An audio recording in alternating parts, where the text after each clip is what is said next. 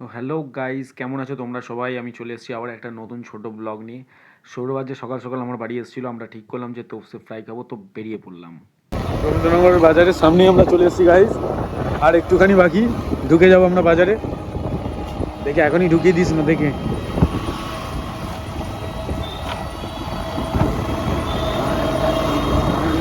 এই যে গাড়ি বন্ধ হয়ে গেছে সেটা বড় কথা না, আমরা পুলিশ থেকে বাঁচার জন্য শর্টকাট রাস্তা মেরেছি রবীন্দ্রনগর যাওয়ার। হ্যাঁ, সরিয়ে দিয়েছি পা। গাড়ি আমাদের আবার স্টার্ট হয়ে গেছে গাইস, সামনে খুব সুন্দর গাড়ি আসছে। নাইস, গাড়ি কমতি নেই, এখানে অনেক গাড়ি আছে। গাইজ আমাদের হেল্প করেছে পুলিশ কাকা অনেক ভালো করে, আমরা তাই জন্য ঢুকে গেলাম তাড়াতাড়ি বাজারের মধ্যে। বাজারের মধ্যে আমাদের গাড়ি যাচ্ছে আস্তে আস্তে। আমরা রবীন্দ্রনগর বাজার তো এটা ভাই, রবীন্দ্রনগর বাজারে ঢুকে গেছি গাইজ। এবার আমরা মাছ কিনতে ঢুকবো। কিন্তু মাছের দোকানটা খোলা আছে নাকি বোঝা যাচ্ছে না।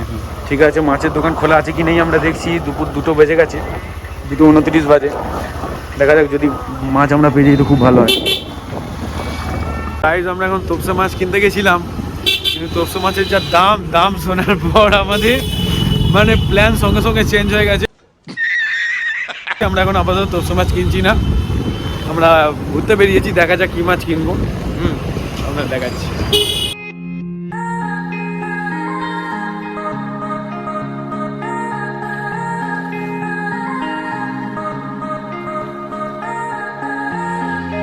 তো গাইজ আমরা তোপসে, তো ওখানে আমরা মাছের জাল ফেলেছিলাম, মানে জেলেকে পাঠিয়েছিলাম।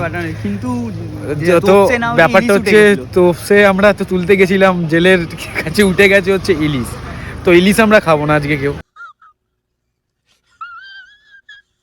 ইলিশগুলোকে ছেড়ে দিলাম আমরা আবার নদীতে। তো আমরা এখন চলে এসেছি চন্দননগর স্ট্যান্ডে এসে আমরা একটু বসেছিলাম, আড্ডা মারছি। এবার আমরা চলে যাবো চন্দননগর বাজার। দেশি মোরগ আমাদের ফোন করে দিয়েছি, অলরেডি গ্রাম থেকে নিয়ে আসছে, গাড়িতে চেপে পড়েছে। তো আমরা দেশি মুরগি দিয়ে আজকে রাত্রিবেলা ফিস্ট করব। তো ফিস্ট বাগেটে যখন করবো তখন দেখাচ্ছি দেশি মুরগি আর রুটি। তারপর আমরা গিয়ে দেখাচ্ছি, চলো। সামনে আনো। ঠিক আছে, কত ওজন হচ্ছে? 850 দাও। হ্যাঁ, এটা আমাদের গোডাউন, পরে একদিন গোডাউন দেখাবো। এই যে এদিকে নির্মল বসে আছে, এই তো ঠিক আছে। এদিকে আমাদের সৌরভ এখন ফুল দমে রান্না করতে বসে গেছে। এদিকে দেখি সবকিছু রেডি আছে কি? এদিকে ও বাবা, এদিকে পেঁয়াজ এই ওই সব কিছু রেডি করে গেছে। মশলাপাতি কি বাটা আছে? মশলার ইয়েটা খোলো দেখি একবার, কি আছে ওদের বাটা। ওই বাবা, ঠিক আছে দেখা যায়, ওটা তেল আছে। এই দেখো গাইস, এখানে সৌরভ রান্না করছে। এবার বলতে গেলে মানে হওয়ার দিকে এখনো বসছে। এখনো বলতে গেলে কতক্ষণ টাইম লাগবে? 15-20 মিনিট। এখনো 15-20 মিনিট লাগবে, দেখা যাক। আমাদের রাঁধুনি পুরো রেডি কি, তাই তো? একদম ভাই। স্টোভ বন্ধ করো, এবার সার্ভ করো।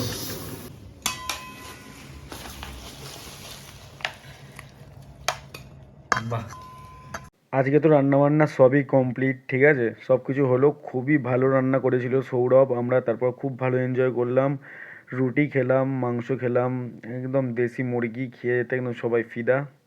ঠিক আছে, খেয়ে দিয়ে চলে গেলাম যে যার বাড়ি। ব্যাস, এটা দিয়ে ব্লগটা শেষ করলাম। আবার নেক্সট ডেতে এরকমই একটা ছোট কোনো ব্লগ নিয়ে চলে আসবো। টাটা।